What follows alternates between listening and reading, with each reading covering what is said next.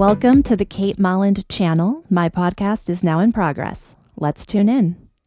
Hi, Jason. Hello, Kate. Welcome to the podcast. Thank you. It's great to see you again. It's wonderful to see you also. In fact, it's always a pleasure to be here on the podcast. You and I talk about a lot of amazing topics on the platform. Anybody could look at your YouTube channel and just scroll down. They will see quite a few interesting topics that I'm sure they will find useful. From love to DIY projects. And now, is that something we're going to talk about today, DIY projects?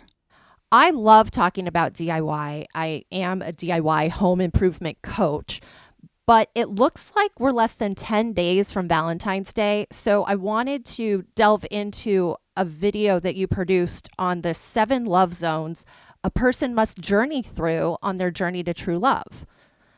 So my question is, you mentioned the first love zone is the lone love zone. What do you mean by that? I mean, that's a very good question. But again, there are 7 love zones toward the realization of true love. And I have not met anybody that could disprove this. So let's just say the first love zone is the lone zone. Now, what do I mean by the lone zone? What I mean by that is this only applies to an individual who is alone when it comes to a relationship. Meaning there are some people who crave romance. Now, if I say to you, there are people out there that crave romance, what do you think I mean? Just from your own experience, what does that mean when a woman or a man craves romance? What do you think that means? They crave intimacy with a partner and having those experiences that come along with that. Like I said, they want that intimate companionship. Some want to build a family. So let's just say that there are individuals, male or female, who want to be in a romantic relationship, and they are not. That tells me that they are involuntarily single. So any individual out there who is single against their will are in what I call the lone zone. And it's good for them to mark that down so they can have a realistic starting point and go, hey, wait a minute.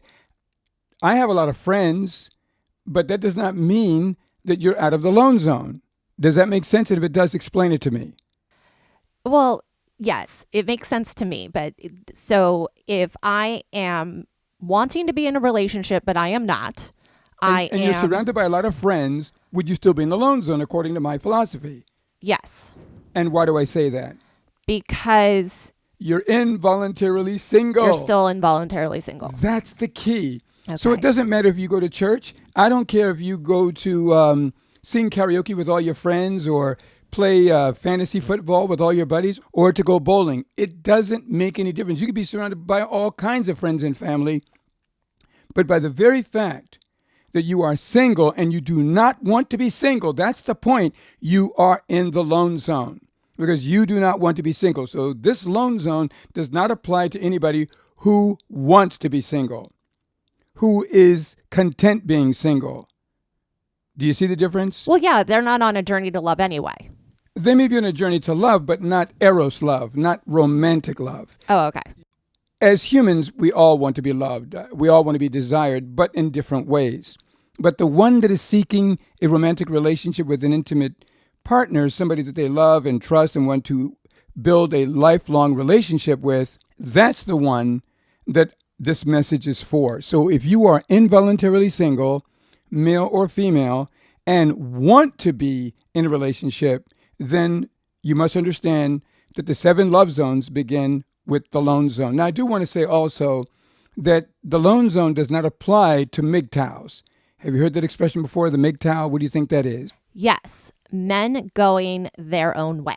Exactly. So they're not interested in relationships. They've given up. Now, some of these guys that have become passport bros, have you ever heard that expression, passport bros? Absolutely have not heard the expression passport bros. Can you enlighten me? Okay, all right. So that one we'll keep. A passport bro is somebody who makes sure that their passport is in order, their funds are in order, and they've picked out a country, more than likely Thailand or possibly the Philippines or Colombia, where they're going to go leave America because they're tired of American women. They're tired of their nonsense. They're tired of their greed. They're tired of their not being submissive, not wanting to wash dishes or cook for them. And they're looking for that traditional wife from the 50s, not necessarily a Stepford wife, but the woman who is going to treat them like a man, honor them like a man, and already kind of have the domesticated mindset. So they feel they can find them in those countries. So the Passport Bros are like this nationwide group of men that are not officially organized, but they do communicate with each other on TikTok and YouTube and social media and say, look, got my passport. Then the next video, you'll see them in the Philippines with their arm around a girl, or they just got married or something like that. Wow. Okay, so a lot of American men of all nationalities are telling everybody there's no reason for you to go MGTOW, which means what? Men going their own way. Right, without a woman. You don't have to do that anymore. You can now become a what? A passport bro. Oh, gosh. And that's what they're calling it. So again, now there are women that are concerned about that. They're going like, hey, wait a minute, I'll change. I'll be the woman you want me to be. I don't know. What can we do to keep you here? We don't want you to go. I don't mean to interject, but I was kind of thinking, are these men actually being the type of men that a quality woman would be willing to be submissive to? In answer to your question, I don't know. I've not met these men. I don't know. I do know that men in general would consist of quality men and maybe not so qualified men.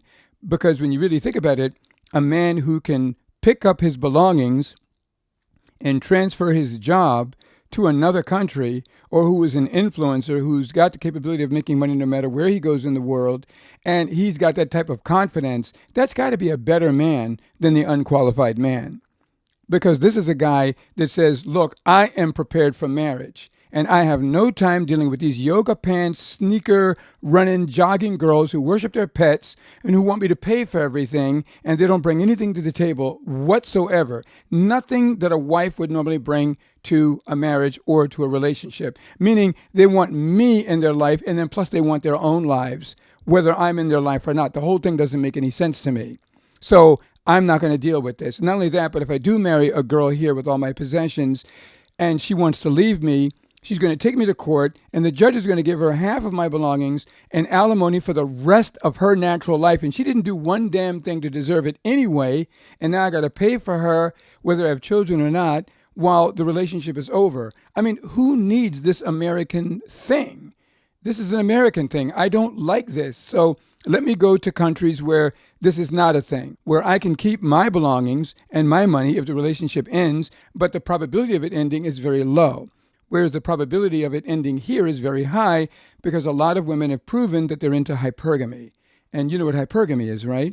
Yes. Women seeking greener grass, regardless of where they are. Right. They want a better offer. So hypergamy means they're dating up or they're marrying up. Like I've already married this guy who makes $100,000 a year and I'm okay, but I just met another guy who likes me, he's attracted to me, and he makes $300,000 a year. So let me dump this loser who only makes $100,000 a year and go with the guy who makes $300,000 a year. So men are afraid of that because women have shown that they do that. Yeah. Or at least the women that they've met. I don't meet women like that. I don't know those types of women in my particular environment, but they're out there. Otherwise, I don't see where there would be so much debate over it. I mean, they're out there because you see the debates. The debates are endless on almost all the YouTube channels, TikTok channels, where you have men like Andrew Tate and women that are joining the bandwagon and sounding just like female versions of Andrew Tate, where he insists that men have got to find the women of their dreams elsewhere if they're not going to get it in America,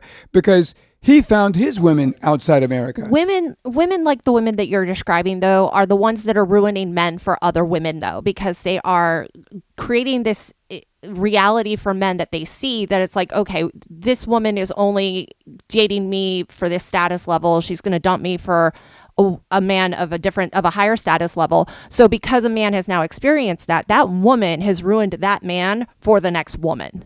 You could say the same about women in a different way, because women allow themselves to be ruined for the next guy. For example, you get these girls who rush into a marriage, pop a couple of babies, the chemistry wears off, she realizes she doesn't like the guy anymore. Now she wants to get another guy. Now you expect me to come into your life with, you got 2 kids that are not even mine. That means I'm going to have to marry you and your ex because he's going to be supporting the kids.